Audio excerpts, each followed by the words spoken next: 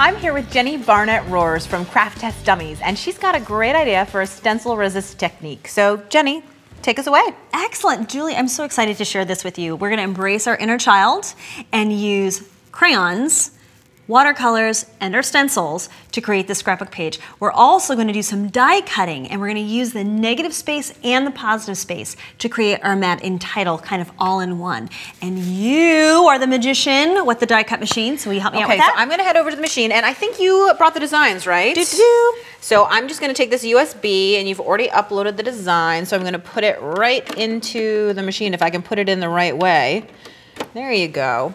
And then I'm simply going to choose the pattern option, and I'm going to choose from Save Data, and then I can either choose from in the machine or from the USB. So I'm going to go ahead and pick from the USB.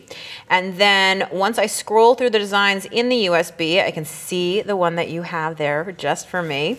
And I'm going to go ahead and choose it. And then all that's left is to put my paper in. And I'm going to use this double-sided cardstock. And I think, which side? Oh, you want the light color. Yeah, the light brown is pretty. So I'm going to remove the protective covering that protects this sticky mat from collecting, you know, all the lint and dust and everything else that's in my house. I probably shouldn't brag about my terrible housekeeping cat skills. Hair. It's oh, we all have it. It's okay. And I'm going to go ahead and open the dust cover, and I'm going to feed the mat right into the machine. Then I've dropped my stylus back here. Here you go. So I'm just going to say, okay, let it cut out like this. I know that my blade is set at a 4, which is perfect for cardstock. Great. And I'm going to hit cut. And we should be off into the races, Jenny. Excellent. So while that's cutting, I'm going to show you how to do this rubbing technique. Great. And what we're going to do is do something we don't normally do, which is put our stencils underneath our paper.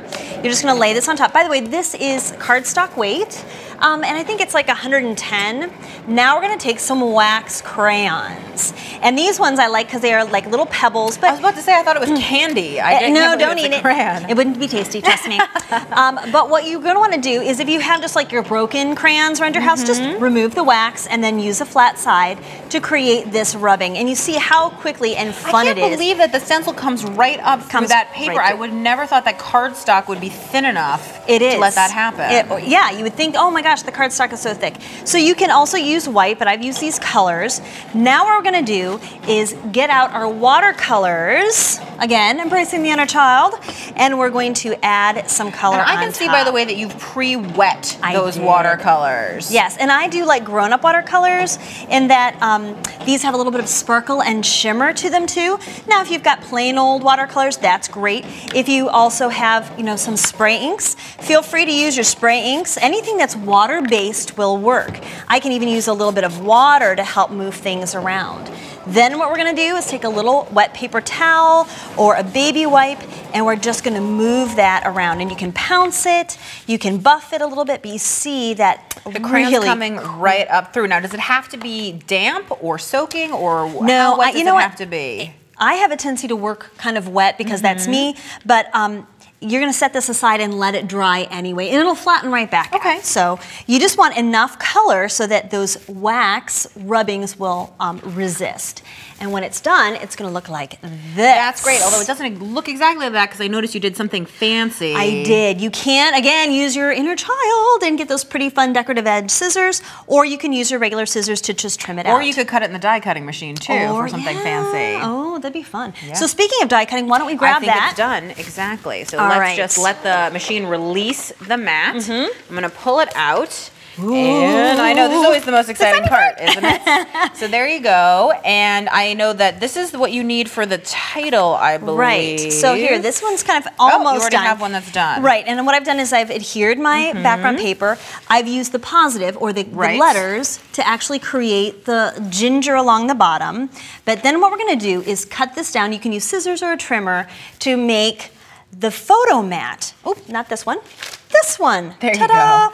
And what we're going to do is just position it. So all that you did was simply trim off the word ginger and cut it down. Right. And what you're going to do is position this so that where the text is, and that looks about right. Does that look about right to you? Hey, you know what? I just think it looks good enough. There you go.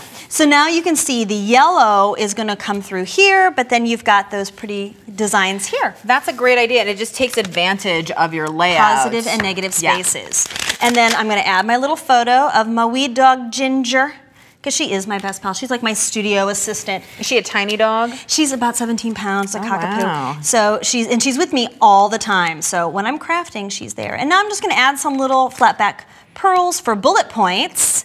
And you can see here at the bottom, I use some different sizes to create the paw print. You can also take the leftover arrows and put them here, or you can create another focal with them.